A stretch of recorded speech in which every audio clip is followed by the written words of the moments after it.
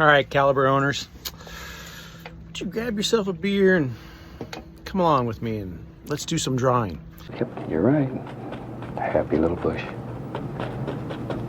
Boy, this would be a nice place to live out here. It's so pretty. Looks peaceful.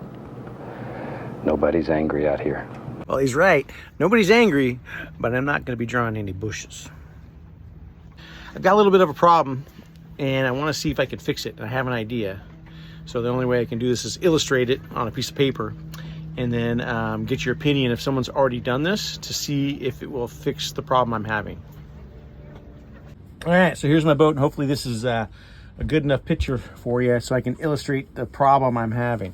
So I got my water maker running, and it flows in and it goes down the fill tube and it goes to tank number 1. Then here's tank number 2.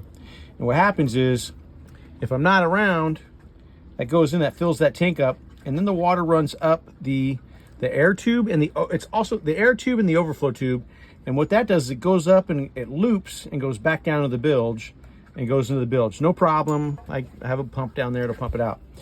So what I want to do is I want to create a bridge from this overflow tube to this overflow tube in my second tank. So connect those two. You know, imagine they don't go through those ones, right? So now what happens is if I go and I overflow this, the water in my theory would go through this and then into tank 2. And it's not going to overflow until tank 2 is filled up past this point, and then it would overflow. That way I could turn my water maker on and I could forget it for 3-4 hours and I could have both tanks filled up rather than just one tank. So has anyone done this? Because right now the way it works is that the water goes in, fills up the tank, and if I don't get back in time, it starts overflowing down below. I should also mention that my water maker only makes 20 gallons an hour, so the diameter of these hoses, you know, should be able to accommodate the amount of water to go back down the tube and the air to escape as it needs to.